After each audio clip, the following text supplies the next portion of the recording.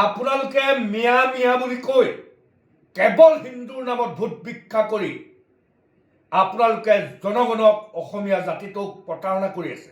আপোনালোকে বাংলাদেশৰ সীমান্ত যিমান সীমা অসমত আছে বাংলাদেশৰ লগত লাগি থকা কাটাতাৰ আপোনালোকে দি শেষ কৰিলেনে?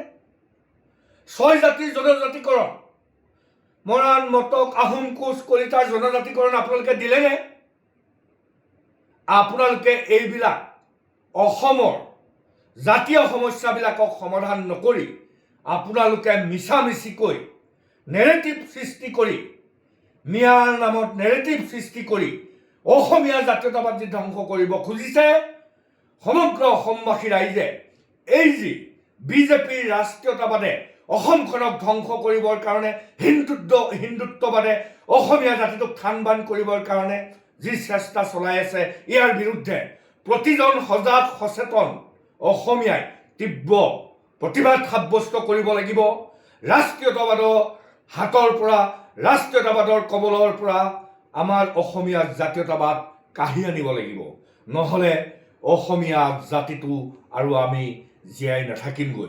মই সদৌ শেষত সমগ্ৰ অসমৰ অসমীয়াক ক'ব খুজিছোঁ যে হিন্দুত্ববাদৰ নামত বিজেপি RSSে যি ধৰণে দিন ৰাতি একাকাৰ কৰি ৰাষ্ট্ৰীয়তাবাদ, হিন্দুত্ববাদ আমাক জাপি দি আমাৰ অসমখন থান-বান কৰি পেলাইছে, আমি অসমীয়াই এই ৰাষ্ট্ৰীয়তাবাদ, এই হিন্দুত্ববাদক থান-বান কৰি অসমীয়াৰ আমাৰ জাতীয়তাবাদক যদি প্ৰতিষ্ঠা কৰিব নোৱাৰোঁ, অসমত অসমীয়াই ভূপেন হাজৰিকা ডাঙৰীয়াই কোৱাৰ দৰে ভগনীয়া হ'বলৈ আমি গৈ আছোঁ।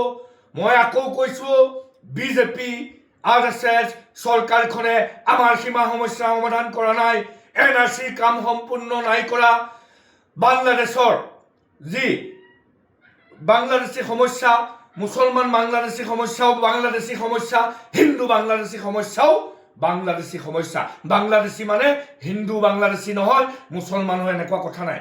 আমি অসমীয়াই এই কথাবিলাক গুৰুত্ব সহকাৰে চিৰিয়াছলি লৈ আমি যদি জাতিটোক ঐক্যবদ্ধভাৱে যদি আমি আগ নেবাঢ়ো, আমাক হিন্দুত্ববাদ আৰু ৰাষ্ট্ৰীয়তাবাদে গুগাখে গিলি পেলাব।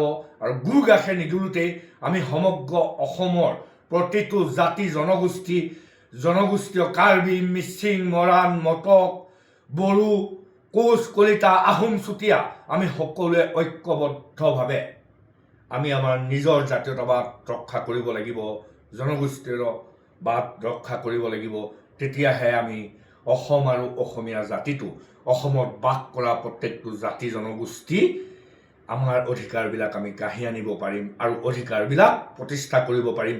জয় আই অসম, ইনক্লাব জিন্দাবাদ। বিজেপি দলৰ ৰাজ্যিক সভাপতি দিলীপ শইকীয়া ডাঙৰীয়াই এটা নেৰেটিভ সৃষ্টি কৰিব খুজিছে যে মিয়াৰ কাৰণে আমি অসমীয়াই, আমি খিলঞ্জীয়াই, আমি ভূমিপুত্ৰই বিহাৰীৰ পৰা হ'লেও মাৰ খাই থাকিব লাগিব আৰু মাৰ খাই থাকিলেও বিহাৰীৰ লগত মিলি থাকিব লাগিব।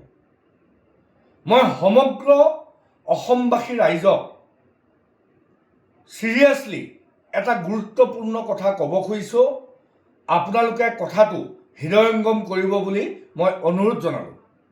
ৰাষ্ট্ৰীয়তাবাদৰ নামত বিজেপি RSS নেতৃত্বাধীন চৰকাৰখনৰ দিনত আমাৰ যি অসমীয়া মানুহৰ জাতীয়তাবাদ, সেই জাতীয়তাবাদক সম্পূৰ্ণৰূপে ধ্বংস কৰি, আমাৰ অসমীয়া জাতীয়তাবাদ সম্পূৰ্ণৰূপে ধ্বংস কৰি ইয়াত ৰাষ্ট্ৰীয়তাবাদ আৰু হিন্দুত্ববাদ জাপি দি অসমীয়া জাতিটো থান-বান কৰি দিবৰ কাৰণে দিনে ৰাতিয়ে বিজেপি আৰু RSS দলে আমাৰ জাতীয়তাবাদ ধ্বংস কৰিবলৈ যি দিন ৰাত একাকাৰ কৰি কাম কৰি আছে।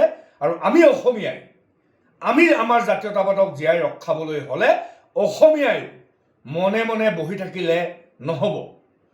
আমাৰ জাতীয়তাবাদ ধ্বংস কৰি আমাৰ যি অসমৰ প্ৰতিটো জাতি জনগোষ্ঠীৰ মাজত ঐক্যবদ্ধভাৱে আমি যি ধৰণে থাকোঁ, তাক সম্পূৰ্ণৰূপে বিনাশ কৰি যি বিজেপি RSSে ষড়যন্ত্ৰ কৰিছে, এই ষড়যন্ত্ৰ যদি আমি উফৰাব নোৱাৰোঁ, তেতিয়াহ'লে অসমত অসমীয়া জাতীয়তাবাদো নাথাকে, অসমীয়া মানুহে বিহাৰীৰ নহয়, অন্যান্য অনা খিলঞ্জীয়া অনা অসমীয়াৰ মাৰ খাই থাকিব লাগিব।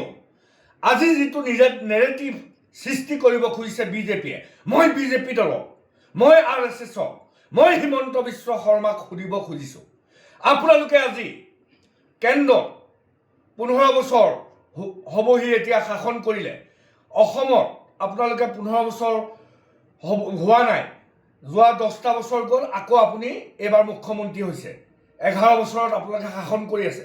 আপোনালোকে NRCখন আপোনালোকে যে মিয়া মিয়া মিয়া মিয়া বুলি প্ৰত্যেকটো কথাত কেৱল মিয়াৰ নাম লৈ ভোট খুজি অসমীয়া জনগণক, অসমীয়া জাতীয়তাবাদক যি প্ৰতাৰণা কৰি আছে, আপোনালোকে যে মিয়া মিয়া মিয়া মিয়া কৈ থাকে, আপোনালোকক দেখিছোঁ ৰাজ্যসভা নিৰ্বাচনত মিয়া বিধায়কৰ ভোট লৈ আপোনালোকে জিকিব পাৰে। আপোনালোকে মিয়া মিয়া কৈ থাকে, NRCখন কেলে আপোনালোকে আপগ্ৰেড কৰা নাই, NRC কাম কেলে সম্পূৰ্ণৰূপে শেষ কৰা নাই।